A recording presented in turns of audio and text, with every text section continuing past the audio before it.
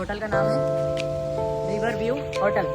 बढ़िया होटल है, आप यहाँ ठहर सकते हैं आके, कोई दिक्कत नहीं है। और ये हमारी गाड़ी है, इससे हमने पूरा टूर कंप्लीट कर रहे हैं। बाकी का हम व्यू आपको बताएंगे सोनमर्ग का। तो गाइस हमारा आज तीसरा दिन है कश्मीर में। अब हम निकल रहे हैं यहाँ से सोनमर्ग की ओर।